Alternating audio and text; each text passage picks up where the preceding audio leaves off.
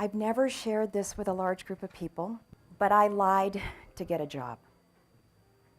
It was my first job out of college. I was 22 years old, and it had a fancy title. It was litigation consultant. But I left a little something out during the interviews and in the first few months in the job. I had an infant at home. I was ashamed. I was afraid. I felt that they were either going to judge me, they wouldn't hire me, they'd give me lousy clients, or they would think that I wasn't hardworking. If a young father was in the same situation, would he be viewed as dependable, motivated, and hardworking? I didn't stay in that job very long. It lasted a year, wasn't the right fit for me.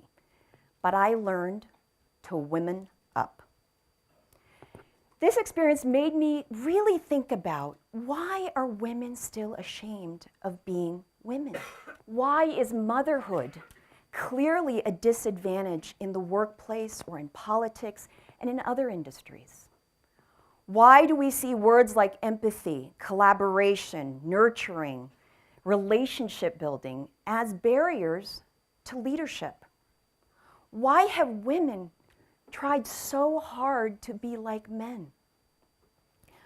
When clearly, why aren't men starting to be more like women?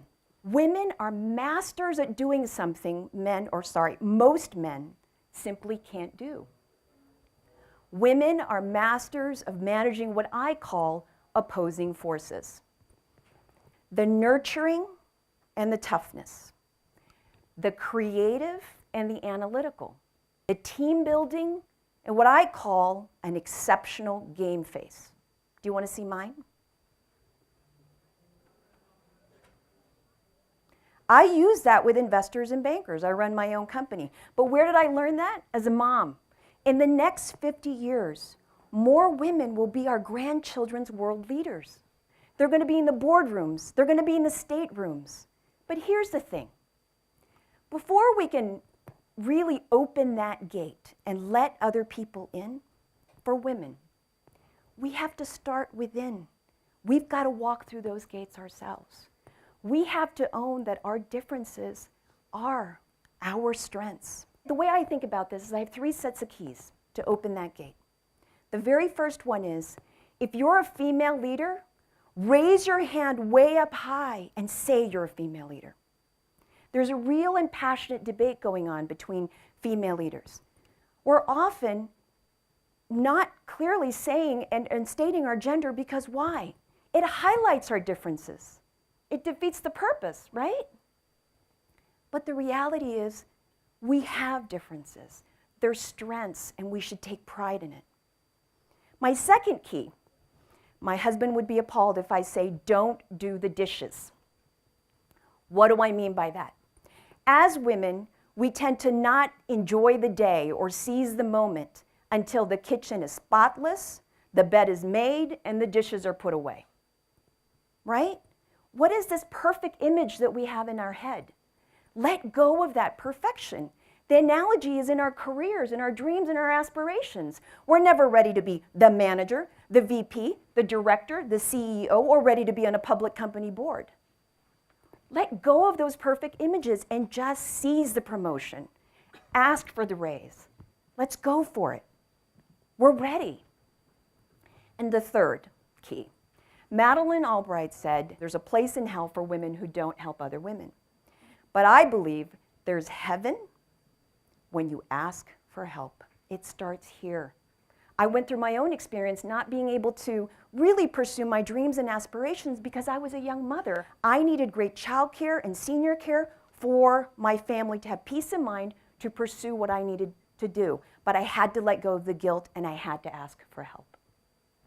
So let me leave you with a little story. Most parents have big visions and big dreams, and we want to see those dreams come true through our children. And this is my 13-year-old, and his name is Adam. He is a tough guy. He's obviously playing American football, but he's also this.